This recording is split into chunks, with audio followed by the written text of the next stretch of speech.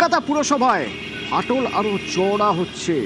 আগে দুজন বড় চেয়ারম্যান পদত্যাগ করেছিলেন, আর এবার এমআইসি নিকাশি তারক সিং আজ পদত্যাগ করবেন বলে জানা যাচ্ছে। আমার সঙ্গে সরাসরি বিশ্বজিৎ আছে, কথা বলবো। বিশ্বজিৎ, দুই বড় চেয়ারম্যান এক আগেই পদত্যাগ করেছেন, সুশান্ত ঘোষ, অরূপ চক্রবর্তী, এবার তারক সিং পদত্যাগ করছেন। কোনো কারণ জানিয়েছেন কেন পদত্যাগ করছেন?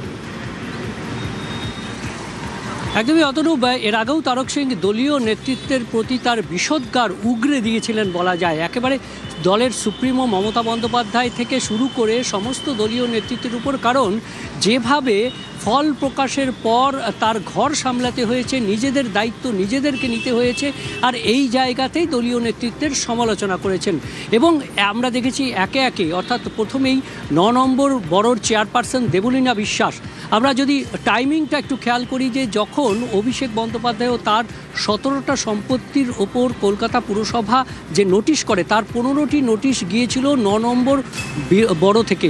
9 নম্বর বড়োর বিল্ডিং বিভাগ সেই 15টি নোটিশ দিয়েছিল, এবং তারপরই দলীয় নেতৃত্বের ওপর থেকে চাপ আসছে এই অভিযোগ করে তিনি পদত্যাগ করতে চান দেবলীনা বিশ্বাস, এবং সেই ইচ্ছাপত্র তিনি পাঠিয়ে দেন মালা রায়ের কাছে কলকাতা পুরসভার অফিসে। তারপর আমরা দেখেছি একই সঙ্গে যেমন 12 নম্বর বড়োর চেয়ারম্যান সুশান্ত ঘোষ, তিনিও দলীয় নেতৃত্বের প্রতি ক্ষোভ উগরে দিয়েছিলেন। একই সঙ্গে অরূপ চক্রবর্তী, তিনি কলকাতা মিউনিসিপ্যাল অ্যাকাউন্টস কমিটি তার সদস্য ছিলেন।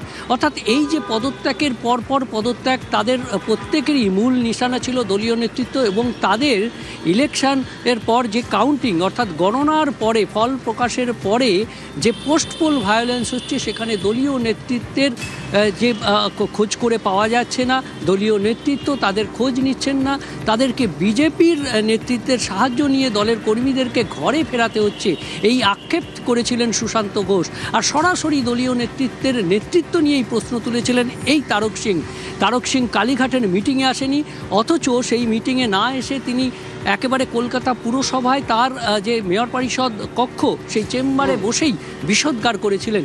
আর আজ সূত্রের খবর যে আজ বিকেলের মধ্যেই তিনি তার মেয়র পরিষদ পদ থেকে পদত্যাগ করতে পারেন। এখানে একটি গুরুত্বপূর্ণ বিষয় অতনু, যে সামনেই বর্ষা আসছে।